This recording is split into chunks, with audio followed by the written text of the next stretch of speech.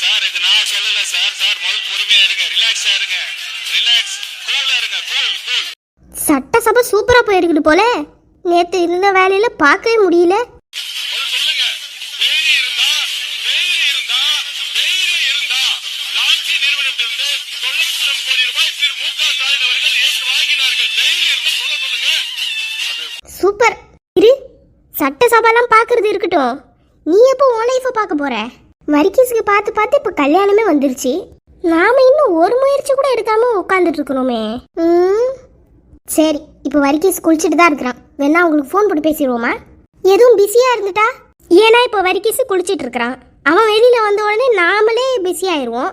அந்தால மண்டபத்துக்கு போகணும், அங்கே டெக்கரேஷன்லாம் முடிஞ்சிருச்சான்னு பார்க்கணும், சமையல் ஆளுக்கு ஆர்டர் கொடுக்கணும், வேனுக்காரனை புக்கிங் பண்ணணும், சர்ச்சுக்கு போய் அங்கே டெக்கரேஷன் முடிஞ்சிருச்சான்னு பார்க்கணும், பூசையை புக் பண்ணணும், ஃபாதர் கிட்ட சொல்லணும், அங்கேருந்து மார்க்கெட்டுக்கு போகணும், மற்ற பொருளெல்லாம் வாங்கிட்டு வரணும். ஐயோ, இது முடிக்கிறதுக்கே 10 மணி ஆயிரும் போல இருக்கே. வேணாம், பிஸியாக இருந்தாலும் பரவாயில்ல, ஃபோன் போட்டு பேசிடுறோம். இன்னைக்கு ஃபுல் டே நமக்கு டைம் இல்லை. எதுக்கு டைம் இல்லை செல்வா? நாம யோசிச்ச நேரம் வரிக்கீஸே குளிச்சுட்டு வந்துட்டான்.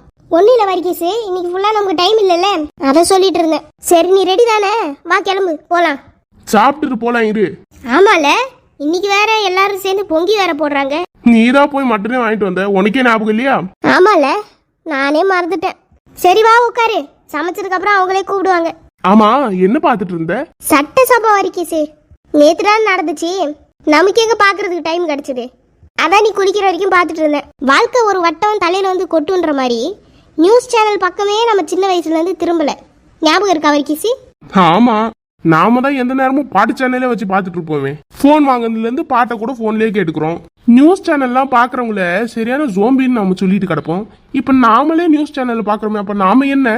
நாமளும் அதேதான். சட்டசபை, நியூஸ் சேனல், அரசியல், எலெக்ஷனு இதையே தான் பார்த்துட்டு இருக்கிறோம் எந்த நேரமும். நம்ம அப்பா அம்மாலாம் பார்க்கும்போது நாமளே யோசிப்போம், இவங்க ஏன் இதெல்லாம் தேவையில்லாம பார்க்குறாங்கன்னு. இப்போதானே புரியுது. அப்பா டைமில் அப்பாவுக்கு பிடிச்ச ஹீரோ வந்திருக்காரு, நம்ம டைமில் நமக்கு பிடிச்ச ஹீரோ வந்துட்டாரு. அதனால நம்ம பார்த்துட்டு இருக்கிறோம். இதுதான் உண்மை. ஆமாம், உங்களுக்கு தான் கல்யாணமே ஆக போதில்ல. எப்பயாச்சும் ஃபோன் போட்டு பேசியிருக்கீங்களா? இல்ல. அட்லீஸ்ட் ஒரு டெக்ஸ்டிங் மெசேஜ்? என்கிட்ட தான் உங்க நம்பரே இல்லையே. ஆமா, ரொம்ப பெருமைப்படக்கூடிய விஷயம் தான். நான் என்னெல்லாம் பண்றது? போன் நம்பர் அவங்களும் கொடுக்கல, நானும் வாங்கல. உன்கிட்ட பேசினா நான் தான் டென்ஷன் ஆகணும். விடு. அது என்னமோ உண்மைதான். சரி தேவி, மட்டன் வெந்துதான் பாரு, குழஞ்சிடக்கூடாது. சரிக்கா. வசந்தி, நீ இது கொஞ்சம் திறந்து விடாம. சரிக்கா.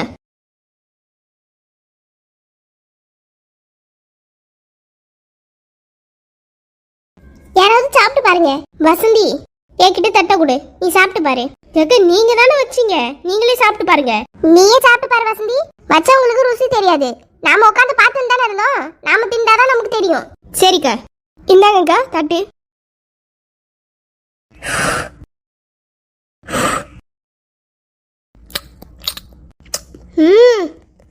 சூப்பர். வெந்துச்சா? பஞ்சா இருக்குக்கா. சரி, அப்போ இறக்கிடுவோம் தேவி. சரிக்கா. சரிம்மா, நீங்க இறக்கி வைங்க, நான் போய் வரிக்கீசையும் செல்லாவையும் கூட்டு வந்துடுறேன். பிள்ளைகளெல்லாம் நீங்களும் கூட்டிட்டு வாங்க, எல்லாரும் ஒண்ணா உட்காந்து சாப்பிடுவோம். சரிக்கா. சரி, சீக்கிரம் ஆமா. வந்துட்டேன், பர்ஸ் எடுத்துட்டு இருக்கேன். கிளம்புறாங்க. ஹலோ. எஸ். கொஞ்சமாச்சும் பொறுப்போட நடந்துக்கிறியா நீ? யார் கல்யாணத்துக்கு நாங்க இங்க அலைஞ்சிட்டு இருக்கிறோம்? இப்ப என்ன பண்ணும், ஸ்ட்ரெயிட்டா சொல்லு. இப்போ வந்து கேளு, என்ன பண்ணணும், எறும்பு கொள்ளணும்னு. உன்ட்டெல்லாம் பேசி டைம் வேஸ்ட் பண்ண வேணாம், வீட்டை பாத்துக்க. உமா எங்க?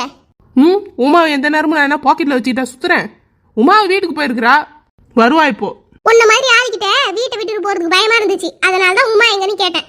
சரி, மதியத்துக்கு மேல சொந்தக்காரங்க எல்லாம் வரேன்னு சொல்லியிருக்காங்க. பெரியப்பா, பெரியம்மா, அத்தை, சித்தி, அம்மாச்சி, தாத்தா இவங்க எல்லாம் வரேன்னு சொல்லியிருக்காங்க. வந்த உடனே கொஞ்சம் அவங்கள உபசரி, இப்படியே போன் நோண்டிட்டு இருந்துடாத. நீ சொன்னாலும் கேட்க போறது கிடையாது, அதுக்காக தான் உமா எங்கன்னு கேட்டேன். ஏன் உங்க கூட்டத்தெல்லாம் சமாளிக்கிறதுக்கு தான் உமா இங்க இருக்கிறாளா? அவ என்ன என் ஃப்ரெண்டா இல்ல நீங்க வச்ச வேலைக்காரியா? அவ ஒருத்தி தான் என் வேலையை கொஞ்சமாச்சு குறைக்கிறா. வீட்டிலே இருக்கிற மரமாடு, நீ என்ன செய்யற? நீ இப்படி திட்டுற மாதிரிதான் உமாவோட அம்மாவும் உமாவை திட்டுறாங்க. அவ வீட்லயே அவ ஒரு வேலையும் செய்ய மாட்டா. நீ வேற அவ வீட்டு பக்கமே போக விடாத அளவுக்கு இங்கேயே வேலை வாங்கிடுற. அவங்க அம்மா அங்க போன உடனே அப்படி திட்டுறாங்க.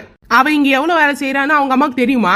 இங்கேயும் வந்து சும்மா தான் உட்காந்துக்கிறேன், அங்க போற நேரத்துக்கு என் கூட வேலை செய்யடி அப்படின்னு கத்துறாங்க. சரி, இப்ப நீ என்ன சொல்ல வர? ஏங்க, வேற யார் யார் இருக்கிறாங்களோ அவங்க வீட்ல எல்லாம் தேடி போய் நீங்களே சொல்லிட்டு வாங்க கல்யாணத்துக்கு வந்துருங்கன்னு. அப்படியே மார்க்கெட்ல என்னென்ன சாமான் வாங்கணும் அதை நீங்களே வாங்கிட்டு வந்துருங்க. கூட வேணா உங்க வேலை செய்யறவர் யாராவது கூட்டு போங்க, இல்ல தனியா நீங்களே எல்லாத்தையும் சமந்துக்கிட்டு வாங்க. நான் வரவங்களை பார்த்துக்கிட்டு வீட்ல இருக்கிற வேலை எல்லாம் செய்யறேன். அவன் ஃப்ரெண்டை போட்டு எதுக்கு நான் இங்க வேலை வாங்கணும்? நான் அப்படியா சொன்னேன்? நீ சொல்றதுக்கு அதான் அர்த்தம். எம்மா தாயே, தயவு செஞ்சு போ, கிளம்பு. யார் வராங்களோ எவர் வராங்களோ நானே பார்த்து தொலைகிறேன். உமாவை கூட ஃபோன் போட்டு கூட்டுறேன். வேணாம், நீ எதுக்கு அவளை சிரமப்படுத்தணும்? இப்ப நீ போறியா இல்ல நான் போவா அப்பா கூட? மேரி அதான் புள்ள பாத்துக்கிறேன்னுச்சுல, வா. இவ்வளவு நேரம் வாய் திறக்கல, இப்ப மட்டும் வாய் தரங்க. வண்டி நம்ம ரூட் வந்துருச்சு. நமக்கு கேக்குறதுக்கு ஒரு நாதி இல்ல இந்த வீட்ல. ஒரே போராட்டமயமா இருக்குதுப்பா இந்த வீட்டுல. சை, நாளைக்கு டைரக்டா கல்யாணத்துக்கெல்லாம் வரக்கூடாதா? ஒரு நாள் முன்னாடி இப்ப இவங்களெல்லாம் கூட்டி எதுக்கு இங்க பிரி கட்டணும்? வந்தும் சும்மா இருக்க மாட்டாங்க. இது குத்தம் அது குத்தம்னு சொல்லிட்டு இருப்பாங்க. பத்தாவதுக்கு பிள்ளைங்களை வேற ஈத்துருவது கடாசிடுவாங்க. அதுங்க இங்கிக்கும் அங்கிக்கும் பிறண்டு பூரா வீட்டையே நாஸ்தி ஆக்கிரும். இவங்க தான் கூட்டிருப்பாங்க. சே, மூடே ஸ்பாயில் ஆயிடுச்சு. வந்து இப்ப என்ன கிழிக்கவா போறாங்க? இருக்கிற வேலையில இன்னும் கொஞ்சம் வேலையை தான் சேர்த்து வைக்க போறாங்க. உமா, என்ன சின்ன பொண்ணு, உன் புலம்பல் வெளியில வரைக்கும் கேக்குது, என்னாச்சு? மதியத்துக்கு மேல சொந்தக்காரங்க வராங்களாம் கும்மி அடிக்க. ஒரு நாள் முன்னாடி இவங்களெல்லாம் யார் கூப்பிட்டது? அம்மா அப்பா தான் கூப்பிட்டுருப்பாங்க சின்ன பொண்ணு, கூப்பிடாம எப்படி வருவாங்க? என்ன உமா, சொந்தக்காரங்கனாவே கூப்பிடாம தான் வருவாங்க. ரெண்டாக்குற வேலையை நாளா ஆக்கிடுவாங்க. தேவையில்லாத சண்டைகளை எடுத்துட்டு வந்து விட்டுருவாங்க. இதான் சொந்தக்காரங்க. ஏற்கனவே ராவும் பாவலும் புருஷன் பொண்டாட்டி 2 பேருமே தானே அவ்வளவு வேலை செய்யறாங்க. வெளியில அப்பாக்கு எவ்வளவு அலைச்சல், வீட்டுல இவங்களுக்கு எவ்வளவு வேலை. இதெல்லாம் உங்களுக்கு பத்தலையா? இன்னும் கொஞ்சம் வேலை வேணுமா? அதனால இப்ப சொந்தக்காரங்களை ஒரு நாள் முன்னாடி கூப்பிட்டு வீட்டுல தங்க வச்சு இந்த வீட்டையே ரெண்டாக்கிடணும். சரி விடு சின்ன பொண்ணு, ஏதாவது விசேஷங்கள் வந்தாரா வீட்ல வந்து பிரி கட்ட போறாங்க. எந்த நேரமும் இங்கேவா இருக்க போறாங்க? இதெல்லாம் ஒன் டைம் இந்த லைஃப் எக்ஸ்பீரியன்ஸ் சின்ன பொண்ணு. இன்ஸ்டால ரீல்ஸா எடுத்து போட்டுருக்காங்க மெமரிஸ்னு. பத்தாததுக்கு vlog-ஆ எடுத்து யூடியூப்ல எல்லாம் போடுறாங்க. அதெல்லாம் மனுஷங்களா இருந்தா vlog எடுக்கலாம், ரீல்ஸ் போடலாம், மெமரிஸ் கிரியேட் பண்ணலாம். இப்போ வர கூட்டம் தான் ராட்சச வம்சமாச்சே. சிரிக்காத உமா, நான் சீரியஸா பேசிட்டு இருக்கிறேன். சரி விட்டு, உனக்கு கல்யாணம், இப்படி ஸ்ட்ரெஸ்ஸா இருக்காத. அவங்களெல்லாம் கண்டுக்காத. நீ உன் வேலையை பார்த்துட்டு இரு. நாளானிக்கு உன்னோடைய டே. நீ தான் மெயின் கேரக்டர். அந்த மெயின் கேரக்டர் எனர்ஜியில இரு.